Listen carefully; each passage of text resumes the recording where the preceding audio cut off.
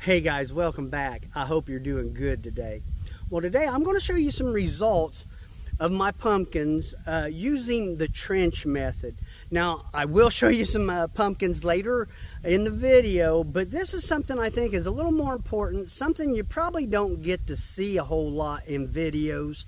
And it really kind of shows me that, especially in clay soil, the trench method is so much better than the traditional hill method. And I'm going to explain some of the problems that I've had in the past with using the hill method, in clay soil, and all the problems that it has.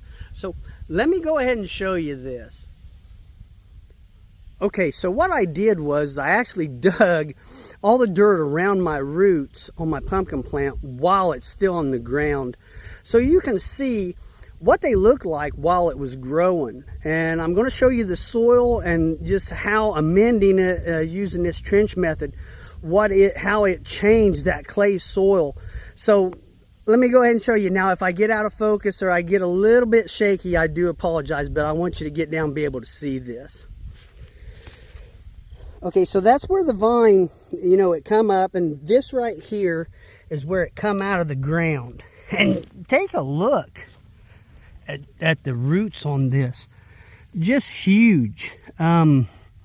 It's got a lot of the leaf node roots, and I talked about them in a video.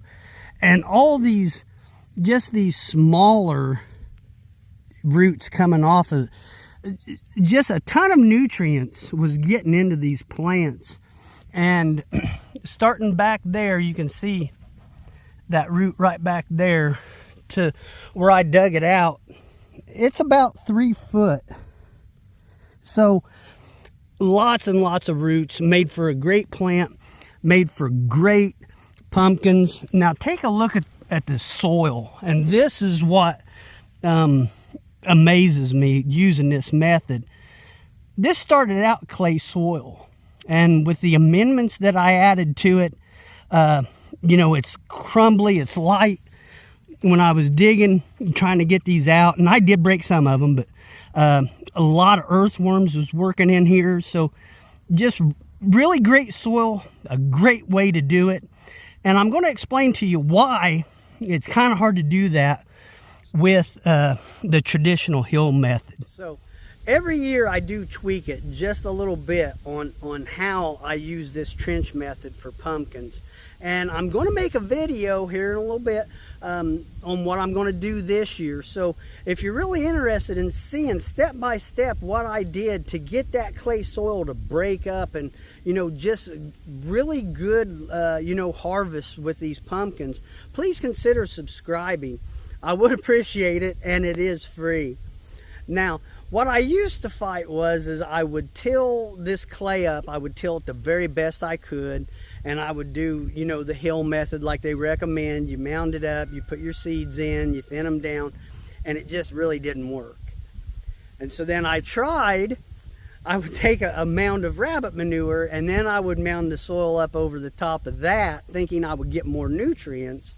And then, because once you get that clay soil wet, you water it or rains on it, it basically turns to concrete.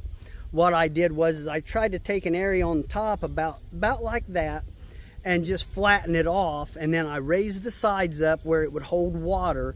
Well, again, once it gets wet, it turns into concrete, and it's very tedious to try and do that, and it just doesn't work very well.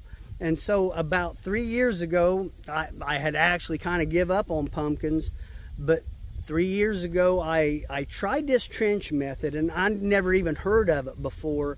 And like I say, every year I do something maybe just a little different, but so far the results have been tremendously different, 100% different. So, if you have real bad clay soil and you're having problems with pumpkins or watermelons, things like that, give that trench method, give it a shot and see. Well, I'm going to go ahead and I'm going to show you a few of my pumpkins that are about the average size of what I got this year.